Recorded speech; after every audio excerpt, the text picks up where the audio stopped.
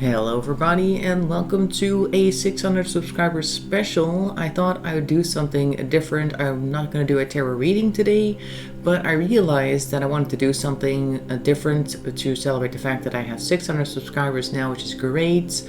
And a lot of people who watch tarot videos also really like tarot decks and seeing the different types of decks. So I thought, what would be better than showing you what decks I have? And I've got them all on the left here, and I've sorted them out according to which ones I use the most often and which ones I use the least often. So we're going to start off with the number one, which is the Modern Witch Tarot, and I tend to use this one. I'll grab a few cards to show you. This is the back. I'm pretty sure you're familiar with this because it's a fairly popular deck. I like the fact that it has updated imagery, like over here. This is not like a standard tarot deck card, a person wearing a pantsuit. I like that. It's a really nice, colorful deck. It has imagery, like I said, it's more modern, so it'll speak to more people, and that's why I like to use it fairly often. So that's my number one. We have quite a few to go through, so I'm not going to stop and look at all of them too long. Next one that I use quite often is the Crow Tarot deck, which is this one, and it looks like this. These are the backs, like leaves, and on the other side you got a really nice crow illustrations like this. And the reason why I use the Crow Tarot a lot is because, as you know, I do a lot of missing persons and true crime readings, that type of thing, and I always feel like the crows traditionally are known as eye drinkers. At least they used to be known like that. People used to believe that the crows pecking at the eyes of the people on a battlefield, for instance, after a war, were able to see the last moments of a person's life, and therefore they're like the messengers from beyond. And that's why whenever I have a reading for somebody who's passed away, I often grab the tarot deck so that they can maybe bring us messages from them. So that's one of my favorites as well. Next, for a similar reason, I have the Santa Muerte deck, which I'm still trying to undo. There we go. This one. And it is based on the Day of the Dead from Latin America. It has this type of back, very pretty, and a lot, of course, skeletal people on the back, which is, like I said, for a similar reason, one of my favorites, because I feel like using this type of deck will make it easier to connect to people who have passed on, and people who have passed on are often a lot more honest than the people who are still walking around. And I feel like this deck has that level of honesty as well, like, okay, there's no reason to lie anymore, this is how it is, so this is what happened and this is what's really going on. So that's why I like this deck in particular. Next, because I do a lot of true crime readings, I also like to have a deck on hand that is also very direct and kind of, in my mind, helps look into a twisted mind of a perpetrator, and that is the Deviant Moon Tarot deck, which has these backs right here, and they look like this. So they're all moon faces, and they're often very twisted, which is what drew me to this deck in the first place, that they're just kind of weird, and there's just something about them that makes them very mysterious and not quite pretty, but also kind of pretty in that sense, like an artistic sense. And like I said, I feel like somebody who has done something wrong will have certain twists in their mind that cannot normally be brought to light. And the moon in particular is always the card in the tarot that shines light on things that are normally supposed to remain hidden, according to certain people who want to keep their secrets, obviously. But this deck can help shine a light on the twisted mind, is how I like to see it, of the perpetrator. So that is the Deviant Moon deck. The next one that I have here, my next favorite, is the Urban Tarot deck. Is this one. I don't really have the booklet right now. There we go. There's the back. This one also has a very modern, the same card from yesterday, very modern look and a very updated look. This has a lot of connections to the LGBT community as well. Let me just go find a card that shows that. Like here, for instance, this is a very clear LGBT card. It's got the pride flag and everything. So this is a very modern, up-to-date deck with lots of modern imagery that people will see in their daily life and therefore have a better connection with. So whenever I do a reading on somebody who is like a very recent disappearance case or something, I will use this type of deck for that. or whenever I have a private reading for somebody who I feel is a bit more modern minded, I will grab a deck like this over any other more traditional deck because it'll connect better. So next we have another, well, I guess this is like a tier 2 type of deck. This is the Vice Versa Tarot. Now, I do really like this deck. I don't use it very often though, but this is the deck that you can turn around and you have different imagery. So there's like 2 sides to every story. As you can see here, it looks like he's fighting a bunch of people off, but you can also turn the card around and see that it's actually just a bunch of stuff laying there where these staves happen to be pointed at them, but there's no threat really. So you can really look at the 2 sides of a situation with this, and I do like it for that, particularly if it's a mysterious case, like we're not really sure what we're dealing with. And I do like to look at this deck because if I get the card like this, I can always turn around to see what the other side of the story is, and that'll give us more information. So like this deck for that reason in particular. Next one that I have is the Tarot of the Magical Forest, which is this one. This book is from there. I always take them out of the boxes. That's why I always show like these little booklets that come with most decks that are just black and white, because I have limited storage options, so I can't just keep them all in their boxes. Anyways, this is the back, and on the other side you have these types of animals. You have foxes, rabbits, cats, and frogs, if I am correct. Yeah, I'm pretty sure those are the ones. And they all have these really big eyes, like they're really staring into your soul.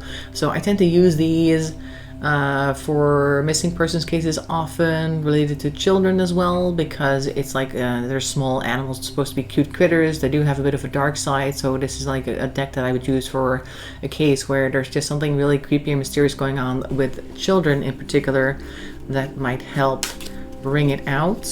Then one of the new arrivals that I have here is this one. This is the Wise Dog Tarot. And I like this one because it seems a little gimmicky, particularly if you look at the back of the cards. It looks like, oh no, here comes another one of those joke decks, because all this is a bunch of milk bones. But if you turn it around, you can see that it's actually a very mature looking deck. It has a lot of detail. It's from the same people who made the Crow Tarot deck, which has a similar art style, and it's just a great way to get some good readings, go into detail as well, because there's a lot of stuff in these cards that you need to take a look at and that you can notice. If you're doing like intuitive readings, that you notice, particularly this crane in the background, oh, there must be something going on with life here, King of Cups, that type of thing. So yeah, I really like this deck for the art, and also the fact that it does actually go into a lot of depth, even though you wouldn't expect it. Also because dogs tend to be good pathfinders. So if we're really looking for somebody, or there's some type of loyalty issues maybe, I will choose this deck over other decks because of that connection. Next, a very colorful and imaginative deck. This is the Muse deck. I don't have the booklet on me. This is the back, and the Muse deck has very interesting artistic images you can see right here. They also have like aces that are in landscape mode rather than portrait, which is mostly how the cards work. Let me just grab one real quick if I can find one. Here we go. This would be the Ace of Swords, Muse of Voices, so it is in landscape, which is always like a little interesting detail to this deck. And I tend to use this Muse deck particularly in private readings, when it's not like a heavy true crime case. You wouldn't necessarily pick a very colorful deck for that. I do sometimes when I just feel like this deck is calling to me, because what I usually do before I start a reading, I first of all take a look at the case, if I can find any like basic information that most people want to hear, like what day it was, what year it was, what the names of the people were, etc. And then I go to my tarot collection and I see which decks call to me. I always take 2 decks, one to start off with and one for follow-up questions. And whichever deck calls out to me the most, I grab. So sometimes we do see this one in a true crime reading, but usually in a private reading. Then we move on to a very pretty deck, which is the Botticelli Tarot. That's how it's spelled. And this is the back of the cards. And this is the front of the cards. I don't know if you're going to be able to see that very well on camera, but they have gold detailing. So it's a very decorative deck as well, as a lot of these are, but this one's very classic looking. It's based on old Italian art, I think from the Renaissance possibly.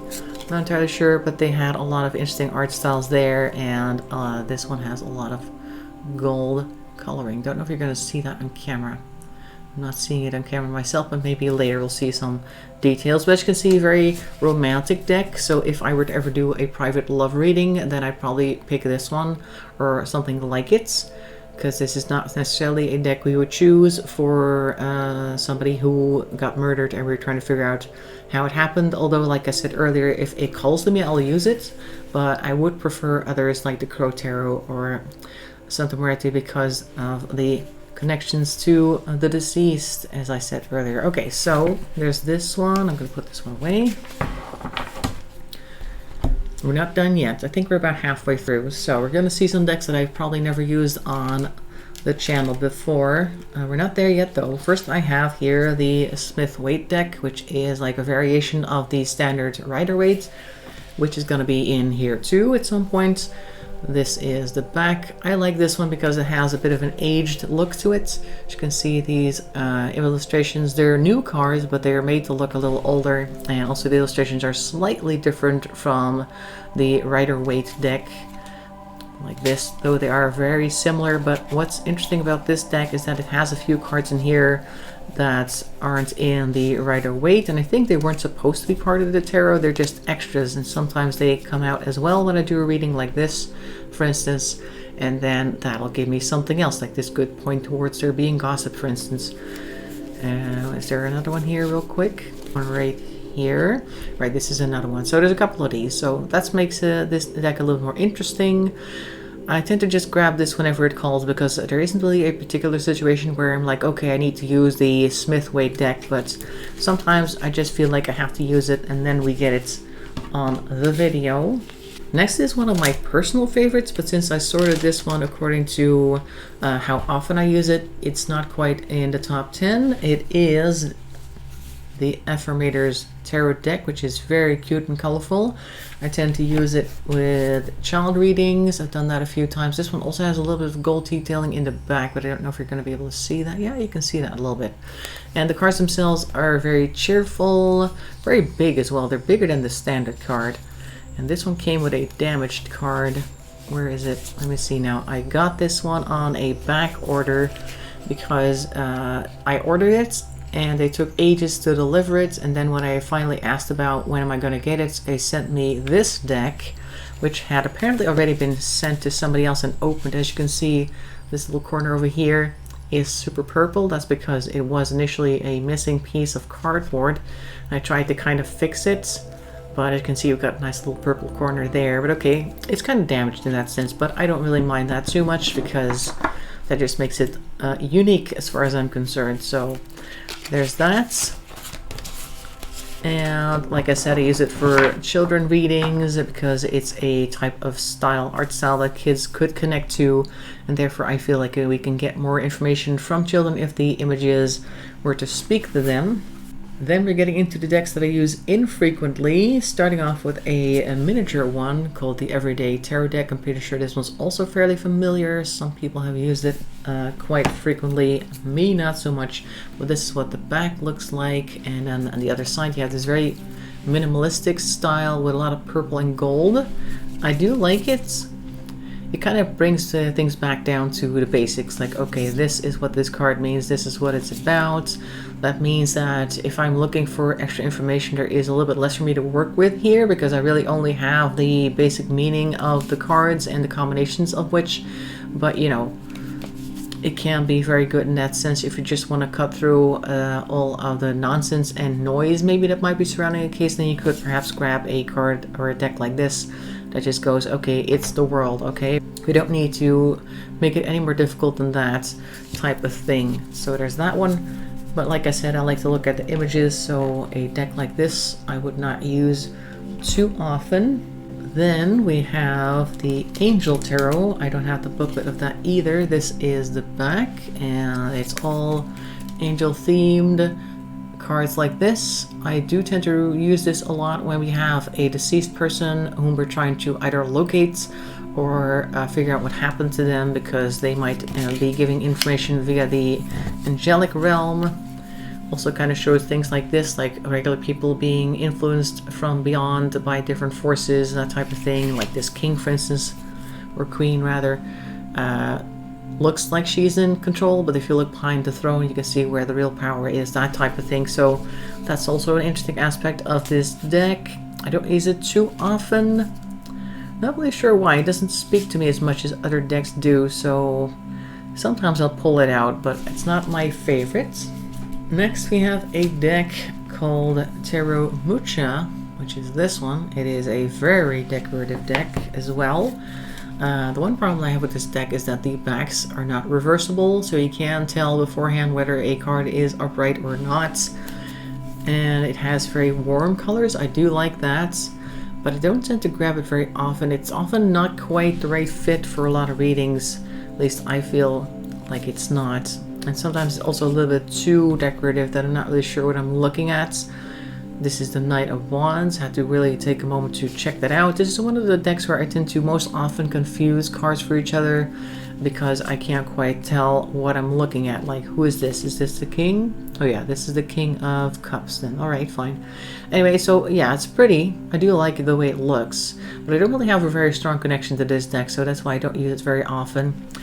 Rarely have I used it on the channel. I don't think I've used it more than 5 times, but okay, it's a very pretty deck. If you like very decorative romantic decks, then this is definitely something for you. Then the Silver Witch Tarot, which I've used a few times, probably less than Tero Mucha, or maybe about the same amount of times, not really sure. This is the back in any case, and this is a witchcraft type deck. It do not serve very strongly like the images that you would expect for like a Halloween witchcraft, more like very subtle stuff, like people in robes doing things, casting earth magic or that type of thing. So it's a little bit romantic, a little bit whimsical, not too whimsical, but it's very subtle in that sense. Subtle witchcraft, I would describe this as. I don't use it very often because sometimes the images don't really match what I feel matches the Eight of Cups, for instance.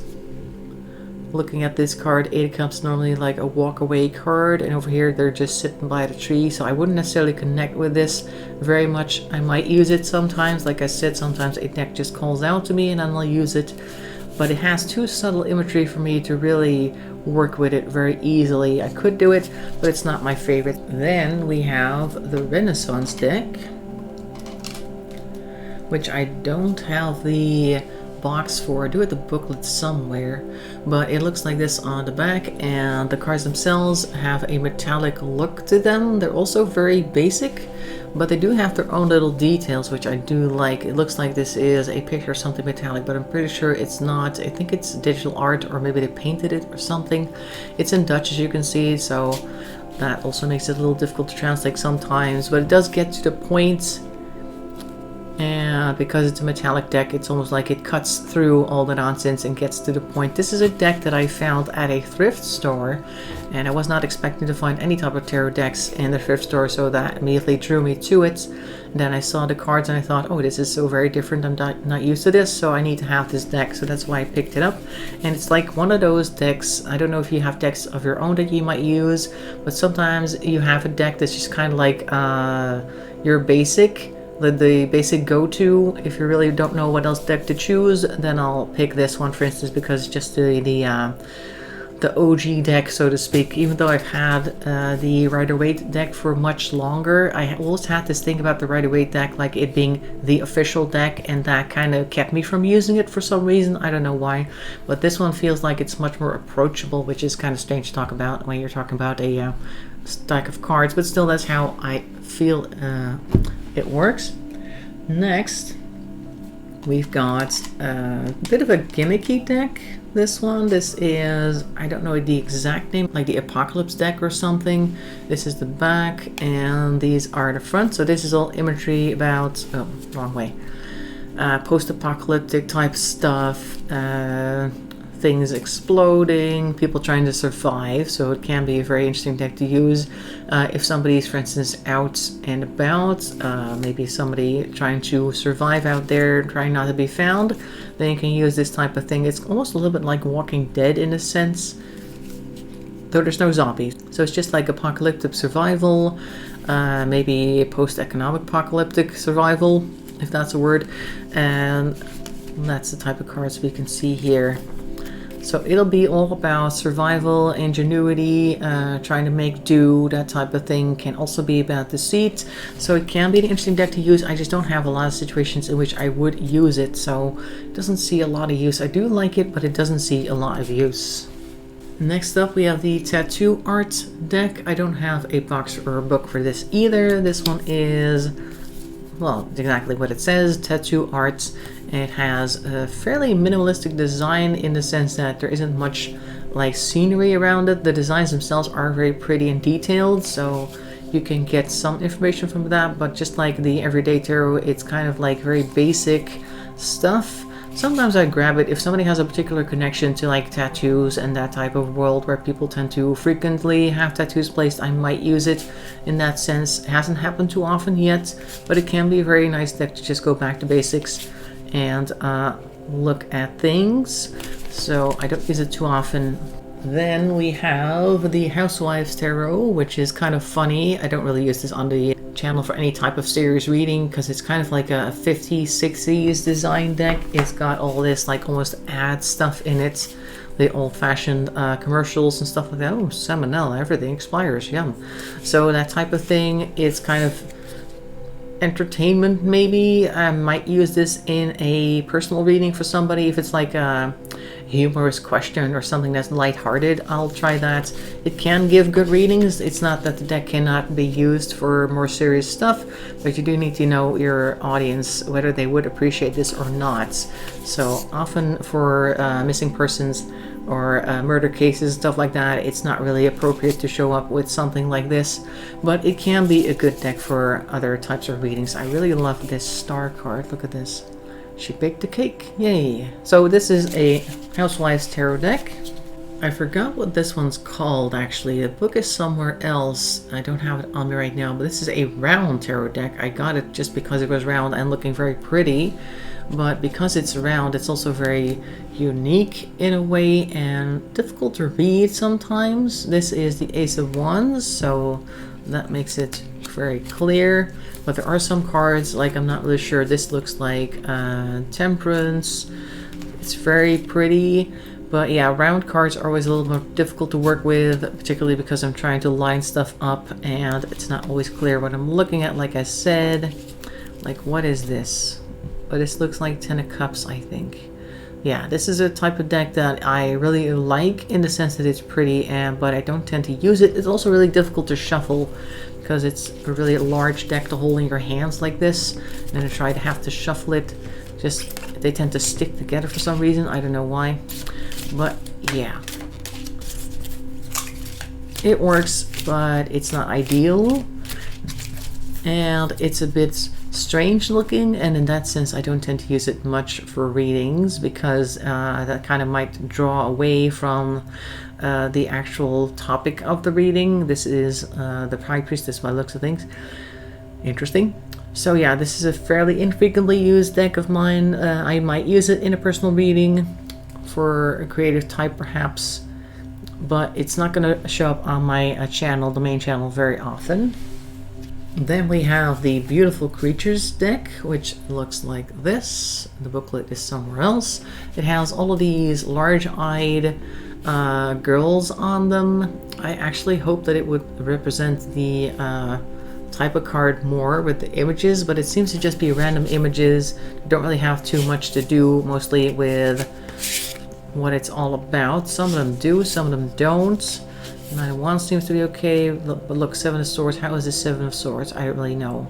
So it tends to have a lot of images on it. They're very pretty, but they don't really connect with me very much. So that's why I rarely use it. Maybe in a private reading, but probably not even then. So I just kind of have it, and I don't really do much with it, unfortunately. I expected more from this deck when I bought it, thinking that it was going to actually be very rich imagery that is going to connect to the card that it's supposed to be. But if you look at this 4 of Swords, how is this 4 of Swords? I don't see it. So that's unfortunate. Now we're getting down to the last three. We have the basic Rider Waite. You know the back, you probably know the front as well. Here we go, Seven of Swords proper. You know all of these images, I'm pretty sure. This is the basic one. I have it in Dutch, as you can see. This is the King of Swords. And I don't tend to use it. Like I said, the other one is a little bit more comfortable for me to use, like more of an OG deck, the Renaissance one. And this one always feels like the official deck, and I just don't really tend to pull it out much. Also, I just have a lot of variation of decks, as you can see, so I don't necessarily always need to grab Rider Waite. Haven't used it in a long time, but I keep it because it's the standard. For some reason, I can't let it go for that reason, and there's really no reason to let it go because it's a perfectly good deck, but I have so many other decks I don't tend to use it much. So that's one of the last three. Next one, this deck I got because I thought it would be funny, and it is kind of funny, but it's not a deck that I would use very often, and it is the Gay Tarot, just because it's there. It's like, I gotta have this. It looks like this on the back. They're very nice looking guys in the water, and then you have images that have a lot to do with magic and fairies, that type of thing, but also just very common stuff like regular guys, 4 cups. It has some good images, really, like working together, that type of thing. And look, this is a Knight of Cups, I believe. They're called guides, and you have this type of fairy imagery. Let me find the Magician, because that one really shows what type of deck this is. There we go. This is quintessential Gay Tarot deck, I'm pretty sure. Like a Liberace type magician wizard person on stage surrounded by lots of lights and glitter and stuff like that. So this is the Gay Tarot. I was thinking I might use it in a personal reading if somebody happens to be in the LGBT community and male, and they might like this type of thing, and it might be a love reading. Then I could use this deck, but as you can see, it's not something that I would use in a missing persons case or anything like that. No mysterious true crime is going to be solved through this deck, I don't think. Well, at least I'm not going to use it for that because I think it would be slightly inappropriate. Most of them are not too bad. Okay, you got this. Not too bad, working out in the gym. It's okay. But yeah, if we're looking for somebody who's been missing in the forest for a couple of weeks and we're worried about their safety, this is not the deck to pull out. So that's the Gay Tarot. Then last but not least, we have a deck that I don't use because I can't really connect to it very well. It is called the Hermetic Tarot, which is full of symbology from the Hermetic Order. The back looks like this, as you can see, and the front is very busy. There's a lot of stuff, and they all have their own names. The Spirit of the Primal Fire and other stuff. Let's see about this one. What's this? Lord of Abandoned Success. So this is very, very image heavy or symbolic heavy type of deck. You can see Hanged Man. And I don't really tend to have a lot of readings that would call for something this heavy. I do feel like it's a very heavy deck that I wouldn't use just for a light reading. If something really has to be in the occult corner before I would pull this deck out, because otherwise there's no reason to be looking at these images. At least I don't think so. Look at this. What does that say there down there? Is that Hebrew? Lord of Swiftness? 8 of Wands? Anyway, so yeah, so it's a fairly occult deck. I wouldn't necessarily use it too often. There is another type of deck like this out there that I would be interested in. I think the Golden Dawn has a deck or something that I might want to get. I would like to add that to the collection. But this is the last of the decks that I have, as far as I'm aware. Yeah, nothing else going around in the living room. Nope. Looks like I got everything. So that's a lot of decks, as you can see. Some you've never seen before until today. Others you see quite frequently, and now you know why. Hope you enjoyed that. In any case, thanks for watching. Hope to see you in another video, and bye-bye for now.